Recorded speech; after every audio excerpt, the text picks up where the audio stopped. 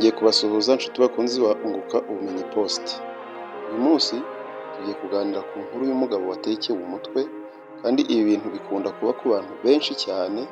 Nanjye bishobora kuba byarambayeho cyangwa weho byarakubayeho, ariko iyi nkuru ishobora kurangira uyikuyemo isomo.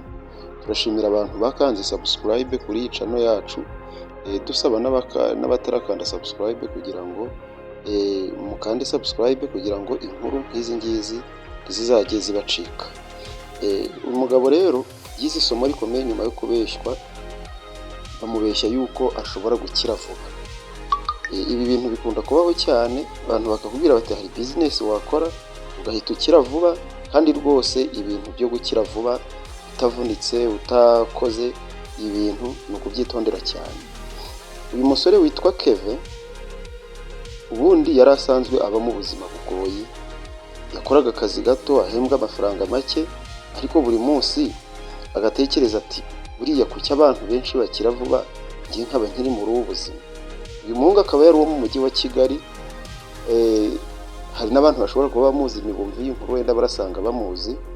Buri gihe rero yajyaga ku mbuga nkoranyambaga akabona abantu berekana ibintu byiza, imodoka, amazu, bisi bapostinze ibintu bihenze, ubuzima buhenze. Buhoro buhoro atangira kwanga ubuzima bwe, kuko yabonaga nyine ibyo abandi bapostinze n'ibye ntaho bihuriye. Umunsi umwe rero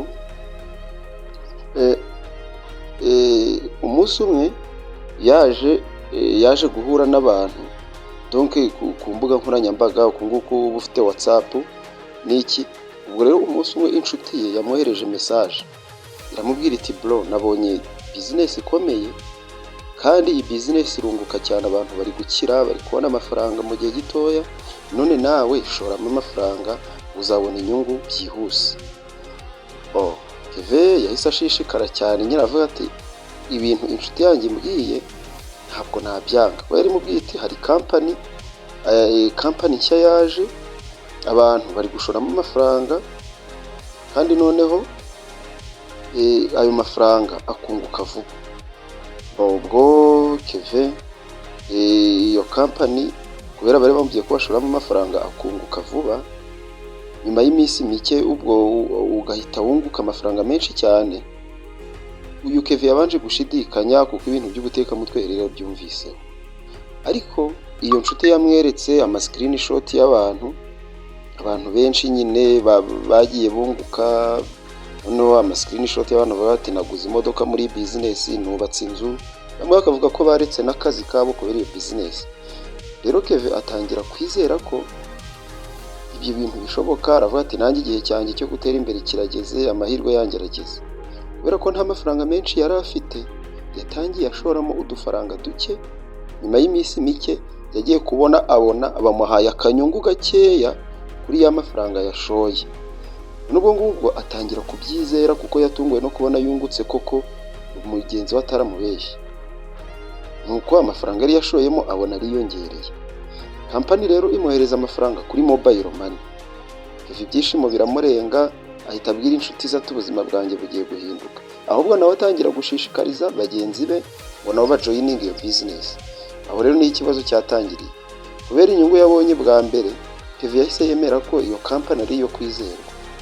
Yafashe amafaranga yose yari yizigamye imyaka myinshi, ndetse afata n'inguzanyo ku nshuti ze, ayashora yose muri iyo business. Muri iyo minsi rero yatangiye no kurota, yaguze imodoka, yubatse inzu, yagize ate byose. Yumva yavuye n'iwabo yimukiye ahandi hantu heza, yabaye umukire mu mezi make.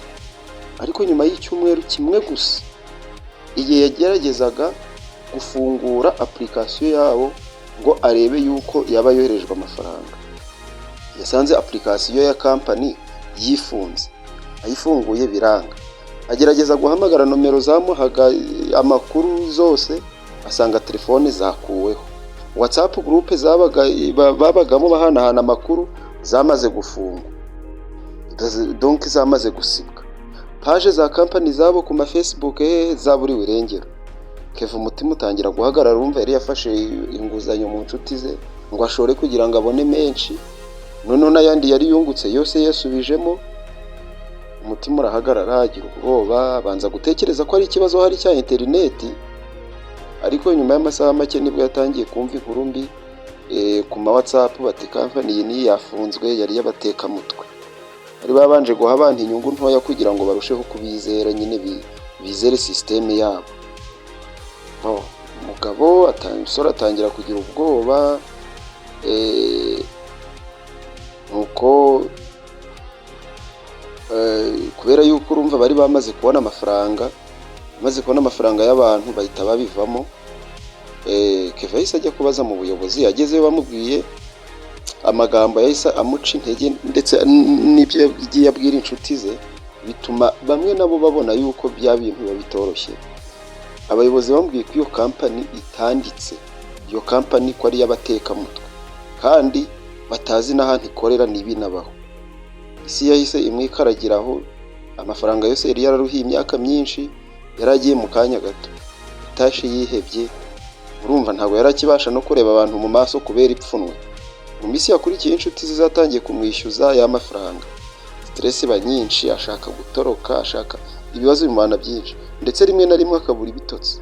Ariko nyuma y'igihe Keve yaje kwemera ukuri, abo yemera yuko yatekeye umutwe, ariyakira. Ubwo mu mutima aribwira ati nashatse gukira vuba ntavunitse. Aho niho yafatiye icyemezo cyo kongera gutangira ubuzima bushya. Yatangiye buhoro buhoro, yiga ubumenyi bundi bw'ibyo yakora, atangira kwizigamira gake gake, anatangiza bizinesi ntoya yizeye ye bwite. Birumvikana ntabwo byamworoheye kubera kwishyura y'amafaranga yari yarafashe n'iki, bimutwara imyaka kugira ngo yongere guhagarara neza. Ariko icyo gihe yari amaze kumenya ko amafaranga ya nyayo noneho kugira ngo uyabone utere imbere. Ibyo ngibyo ni ibintu bisaba gukora ndetse ukihanganira igihe, ugashyiramo ubwenge, ntuvuge ngo urabona inyungu z'ako kanya utavunitse, inyungu zihuse wapi. Ubwo arongera arakora. Ubuhamya rero yabutanze, abwira urubyiruko ati mwirinde umuntu ubabwira ko mwakira vuba mudakoze. Abantu benshi babeshywa ibintu by'inyungu, bakakubwira bati mu kanya gato yaraguteye imbere, hanyuma bikarangira uwishoyemo abuze byose.